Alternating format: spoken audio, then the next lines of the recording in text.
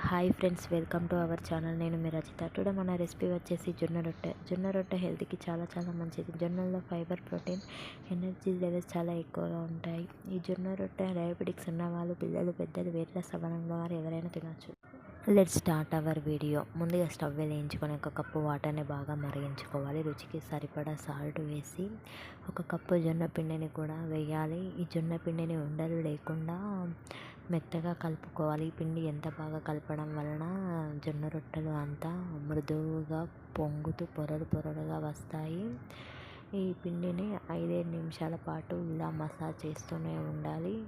ఇలా చేయడం వలన చపాతీ చేసేటప్పుడు పిండి అతుక్కోకుండా మృదువుగా వస్తాయి.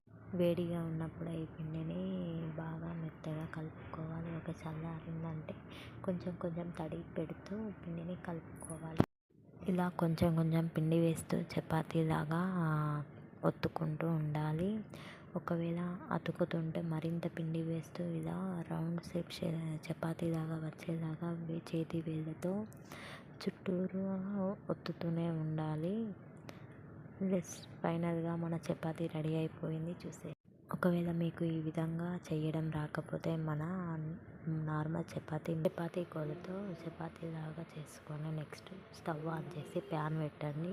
ప్యాన్ హీట్ అయ్యాక చపాతీ వేయండి. ఒక 10 సెకండ్స్ అలాగే ఉంచి ఒక క్లాత్ తీసుకొని వాటర్లో తడిపి చపాతీ పైన ఇలా తుడవండి.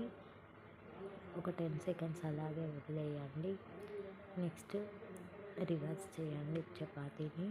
ఈ జొన్న రొట్టె కాలడానికి చాలా టైం పడుతుంది. ఆ చపాతీలాగా తొందరగా కాలవు. మరోవైపు కూడా ఇలా కాల్చుకోండి.